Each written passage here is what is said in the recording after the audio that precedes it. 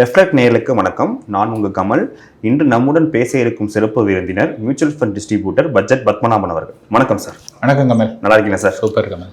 Sir, முன்னாடி நம்ம அம்மா காலத்துலலாம் ஒரு சேவிங்ஸ்னா மேக்ஸிமம் எஃப்டி அல்லது ஆர்டி சொல்லுவாங்க சார். அதுக்கப்புறம் கொஞ்சம் கொஞ்சமாக ஜென்ரேஷனில் எஸ்ஐபி, மியூச்சுவல் ஃபண்ட்ஸ் எல்லாமே தெரிய வந்துருச்சு. அதுக்கப்புறம் ட்ரேடிங், ஃபாரெக்ஸ் அதை தாண்டி போயிட்டு இருக்கு சார். மறுபடியும் மக்கள் கோல்டை நோக்கி போகிற மாதிரி இருக்கு சார். ஏன்னா கோல்டோட ப்ரைஸ் உச்சங்கிறது ராக்கெட் வேகத்தில் போயிட்டு இருக்கு. நீங்கள் மியூச்சுவல் ஃபண்ட் டிஸ்ட்ரிபியூட்டராக நீங்கள் எப்படி பார்ப்பீங்க சார்? ஓகே, இப்போ பார்த்தோம்னா ஏதாவது ஒரு அசட் கிளாஸ் பர்ஃபார்ம் பண்ணுது அப்படின்னா அந்த அசட் கிளாஸை நோக்கி எல்லாரும் போகிறது அது தட்ஸ் அ ஜென்ரல் ட்ரெண்டு. ஓகேயா? ஸோ கோல்டு பார்த்தீங்க அப்படின்னா 2023 எண்டு வரையும் பார்த்தீங்கன்னா 2023 எண்டு வரையும் கோல்டுடைய பர்ஃபார்மன்ஸ்லாம் நார்மல் பர்ஃபார்மன்ஸ், ஒன்றும் பயங்கர பர்ஃபார்மன்ஸ்லாம் கிடையாது. பட் 2024 26 இப்போ நம்ம 26 ஜனவரி வரையும் பார்த்தீங்கன்னா 24 ஃபுல்லாக, 25 ஃபுல்லாக, 26 ஜனவரி கிட்டத்தட்ட 25 மந்த்ஸ் பார்த்தீங்கன்னா நல்ல ரேலி ஆச்சு. கிட்டத்தட்ட 2 வருஷத்தில் 150% வரையும் ரிட்டர்ன் கொடுத்துருச்சு. ஸோ அதனால் மக்கள் என்ன நினச்சாங்கன்னா, ஓகே கோல்டு தான் நல்ல இன்வெஸ்ட்மெண்ட், பிகாஸ் லாஸ்ட் 2 இயர்ஸில் நல்ல ரிட்டர்ன் கொடுத்துருக்கு. அது எந்த ஒரு அசட் கிளாஸ் அந்த மாதிரி கொடுத்தாலும் அதை நோக்கி போகிறது மனித இயல்பு. அதனால எல்லோரும் நினச்சாங்கன்னா கோல்டு தான் நல்ல இன்வெஸ்ட்மெண்ட் அப்படின்னு சொல்லிட்டு நிறைய பேர் அதில் இன்வெஸ்ட் பண்ண ஆரம்பித்தாங்க. அது என்ன ஆச்சு அப்படின்னதுன்னா, ஜனவரி 28 அதுதான் மார்க்கெட்டுடைய பீக். அன்றைக்கி பார்த்தோம் அப்படின்னா 16,800 ரூபா ஒரு கிராம் தங்கம். இன்றைக்கி 13,000 இருக்குது. இன்டர்நேஷ்னல் மார்க்கெட்டில் பார்த்திங்கன்னா $5,600 இருந்தது. இன்றைக்கி $4,000 இருக்குது. ஸோ என்னென்னு பார்த்தீங்கன்னா அங்கே கிட்டத்தட்ட 30% வரையும் இன்டர்நேஷ்னல் மார்க்கெட்டில் கீழே வந்திருக்கு. நம்ம இதில் ஒரு 25% கீழே வந்திருக்கு. எப்போதுமே என்னென்னா, இப்போ 30% கீழே வந்ததுன்னு வச்சுங்க, திருப்பி அந்த இடத்துக்கு போகணுன்னா 42% இன்க்ரீஸ் ஆகணும். சேம் 30% வேணால் 30% ஏறினா பத்தாது. இப்போ ஃபார் எக்ஸாம்பிள் 100 இருக்குது, 100உடைய வேல்யூ 50 ஆயிருக்கு. அப்படின்னா எவ்வளோ ஃபால் ஆகிருக்கு? 50%. திருப்பி அது 100% ஏறினா தான் அங்கே 100க்கு போக முடியும். 50% தான் இறங்கியிருக்கு, நான் 50% தான் ஏறுவேன்னா 50ல் 50%ங்கிறது 25 தான். ஸோ 75 தான் போக முடியும். அதனால் எப்போதுமே எவ்வளவு இறங்குதோ அதை விட அதிகமாக ஏறணும். ஓகே. ஸோ இப்போ இருக்கக்கூடிய காலகட்டத்தில் இங்கேருந்து கோல்டு இந்த இம்மீடியட்டாக ஒரு 2 இயர்ஸ்க்கு திருப்பி இந்த பழைய உச்சத்தை அடையிறதுக்கான சான்சஸ் ரொம்ப ரொம்ப கம்மி. புரியுதுங்களா? எகைன் எதுவுமே நம்ம சொல்ல முடியாது. Market is a supreme. Okay. So but based on the moment எப்படி நடந்துகிட்ருக்கு, இந்த ஃப்யூச்சர் அவுட்லுக்கெலாம் பார்த்தீங்கன்னா chances are very very less. Okay. Number 1. Number 2 ஏன் நம்ம முன்னோர்கள்லாம் ஒரு ஃபிக்ஸட் டெபாசிட்டு அல்லது ஒரு ஆர்டி இதில் தான் போட்டுட்டு இருந்தாங்கன்னா, அன்றைக்கி அவங்கள்ட்ட இருந்த பணம் ரொம்ப ரொம்ப கம்மி. புரியுதுங்களா சார்? இன்றைக்கி இருக்கிற அளவுக்கு பணம் இருந்தால் யார்ட்டையுமே இல்லை. 1. 2வது, அன்றைக்கி இந்த ஃபிக்ஸட் இன்ஸ்ட்ருமெண்ட்லேயே நல்ல ரிட்டர்ன் கிடச்சிது. ஆமாம். இங்கே 2000வது வருஷம்லாம் பார்த்தீங்கன்னா கிட்டத்தட்ட பேங்க்லேயே 12லேருந்து 15% வரையும் ரிட்டர்ன் கிடச்சிது. அப்போ ஒரு ஃபிக்ஸடு கேரண்டீடாக இருக்கக்கூடிய இன்வெஸ்ட்மெண்ட்லேயே எனக்கு 12% கிடைக்கிது அப்படின்னதுன்னா, volatile investment, mutual fund, stocks அதிலெல்லாம் ஒருத்தர் இன்வெஸ்ட் பண்ணணுங்கிற நெசசிட்டி கிடையாது. இதுதான் பேசிக் ரீசன் அன்றைக்கி அந்த இன்வெஸ்ட்மெண்ட்டை தேர்ந்தெடுத்ததுக்கான காரணம். இன்றைக்கி எல்லார்ட்டையும் நிறைய மணி இருக்குது. பணம் கண்ணா பின்னான்னு புழங்குது. அப்போ நிறைய மணி வரும்போது நிறைய இன்வெஸ்ட்மெண்ட் வெஹிக்கிள் உருவாகும்.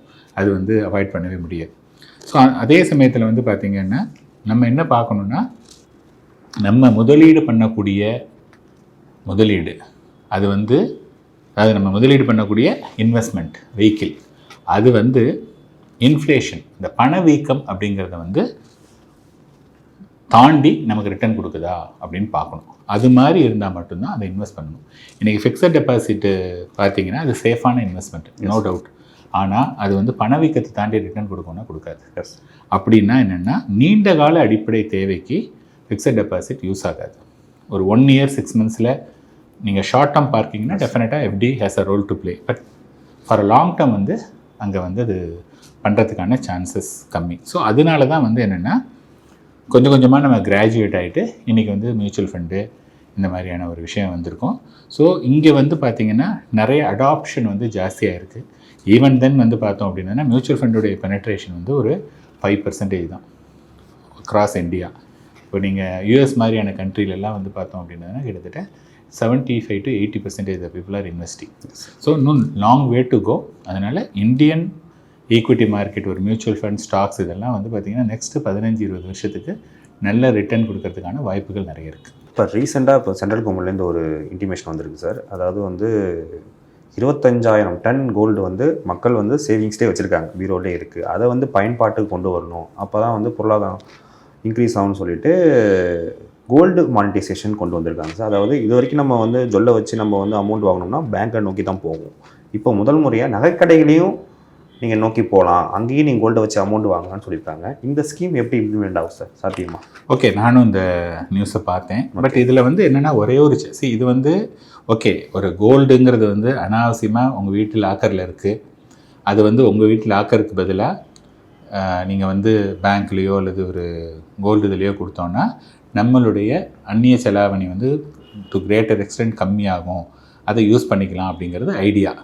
பட் இதில் இருக்கக்கூடிய நடைமுறை சிக்கல் நான் எப்படி பார்க்குறேன்னா, இது பியூர்லி என்னுடைய வியூ. இப்போ வந்து ஃபார் எக்ஸாம்பிள் பேங்க் அப்படின்னு நீங்கள் எடுத்தீங்க அப்படின்னதுன்னா அதில் வந்து RBI, reserve bank of India அப்படிங்கிற ஒரு கண்ட்ரோலர் இருக்காங்க. எனி பேங்க் வந்து they are coming under RBI. அது எல்லா RBIயோடைய சட்டத்திட்டத்துக்கு உட்பட்டு தான் ஒரு பேங்க்னால் இயங்க முடியும்.